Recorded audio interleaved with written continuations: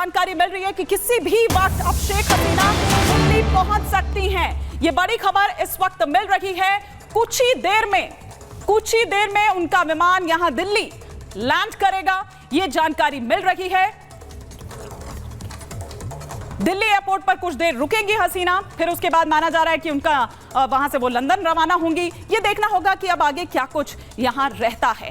लगातार उनकी लोकेशन जो है वो ट्रैक की जा रही है। कुछ देर पहले ये बताया जा रहा था कि लखनऊ के ऊपर से उनका विमान जो है वो गुजरा था। दिल्ली एयरपोर्ट पर कुछ देर रुकेंगी, ये बताया जा रहा है शेख हसीना। हसीना ने भारत से राजनीतिक शरण नहीं मांगी है।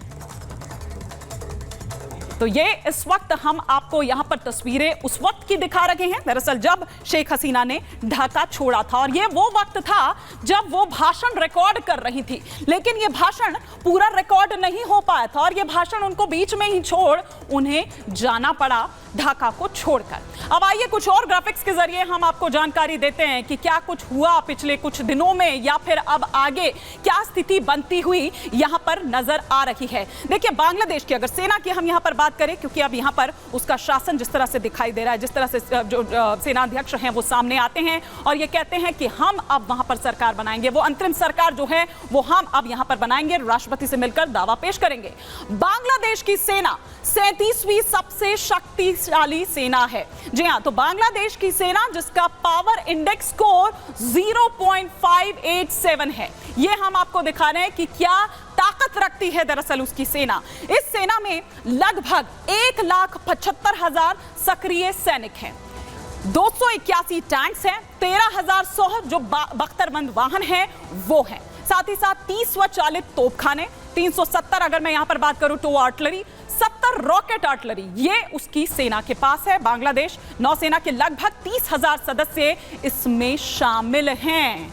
ये हम आपको जानकारी दे रहे हैं। तो इतनी ताकतवर अगर वो सेना, तो क्या वो उस स्थिति को कंट्रोल नहीं कर सकती थी? दक्षिण एशिया की तीसरी बड़ी सेना, अगर हम उसकी सेना की यहां पर बात करें, और दक्षिण एशिया में तीसरा सबसे बड़ा रक्षा बजट भी उसका है। रक्षा पर सालाना $3.8 बिलियन खर्च वो करता है अपनी सेना पर। तो ये आप ये देखिए, ये रक्षा बजट है जो हम यहां पर आपको बता रहे हैं। लेकिन कुछ और तस्वीरें जो बांग्लादेश से निकलकर सामने आई, और अभी कुछ देर पहले तक भी आप उन तस्वीरों को देख रहे थे, वो तस्वीरें हम आपको यहां पर दिखा रहे हैं कि किस तरह के हालात जो हैं वो वहां पर पैदा हो जाते हैं। ये वो तस्वीरें मैं आपको दिखा रही हूं। ये देखिए, जो भी महंगे सामान थे पीएम हाउस के भीतर, पीएम आवास के भीतर, वो सब ले जा रहे हैं। लूट मची हुई है, जिसके हाथ में जो बन पड़ रहा है, जिसको जो पसंद आ रहा है, उनको लग रहा है कि बस यहाँ पर एक प्रदर्शनी सी लगी हुई है, जिसको जो पसंद आ रहा है, और सब फ्री का माल है, सब जिसके हाथ में जो आ रहा है। ये देखिए, बर्तन भांडे सब उठाकर ले जा रहे हैं। लूट मच गई है। ये प्रधानमंत्री का घर है। आप देखिए किस तरह की स्थिति अब बांग्लादेश में हो गई है। लेकिन ये तब है जब सेना ने सब चीजें अपनी कंट्रोल में ले ली है। उसके बाद इस तरह की चीजें, इस तरह की तस्वीरें जो हैं वो सामने निकल कर आती है। क्या खुली छूट दे दी गई है? क्या इसको देखें, यहाँ पर कैसे घुस जाते हैं अंदर इतनी संख्या में, और फिर वहां पर लूटपाट मच जाती है। बर्तन भांडे, गिफ्ट, जो भी महंगे महंगे सामान वहां पर शो पीसेस हो, या जिसको जो समझ आ रहा है कि ये उसके मतलब का है, फोन हो, कपड़े लगते हो, सब उठाकर प्रधानमंत्री के घर से पीएम आवास में ये लूट मची हुई है।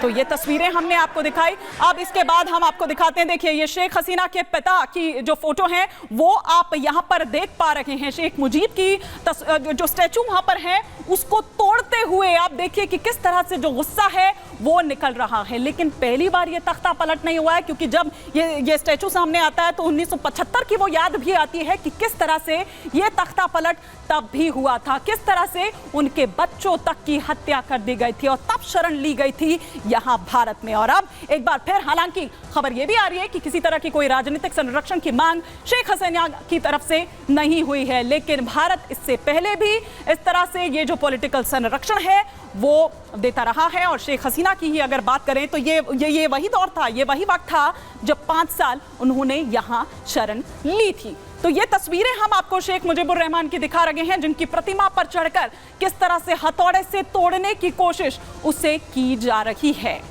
ये तस्वीरें बताती है कि किस तरह से लॉ एंड ऑर्डर पूरी तरह से चरमरा गया है बांग्लादेश में।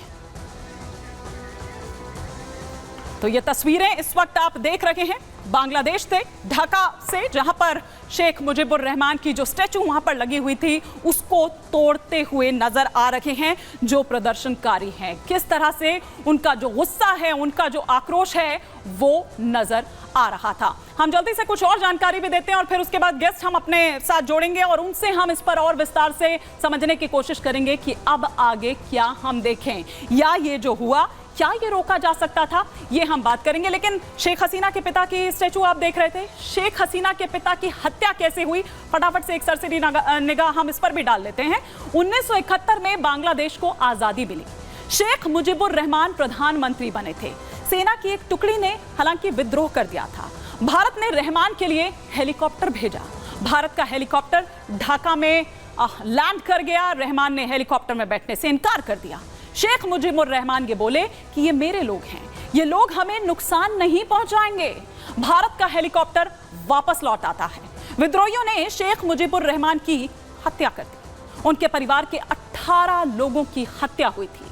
15 अगस्त 1975 के दिन की ये घटना है। देखिए, पहली बार में वो अंतरिम सरकार में वो उस वक्त आए थे, फिर उसके बाद जब वो आए 1973 में तो पूरी तरह से प्रचंड बहुमत के साथ आप ये कहिए कि वो चुनकर आते हैं। लेकिन फिर उसके बाद 1975 में दरअसल ये जो पूरा तख्ता पलट है वो होता है।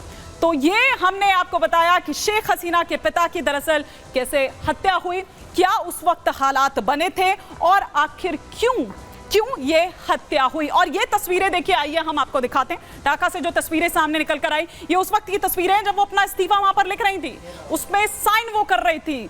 ये तस्वीरें इस वक्त हम दिखा रहे हैं और फिर उसके ठीक बाद वो तस्वीरें आप देखते हैं जो चॉपर से उड़ान भरते हुए, वो मिलिट्री चॉपर जिससे उड़ान भरते हुए वो नजर आती हैं अपनी बहन रेहाना के साथ।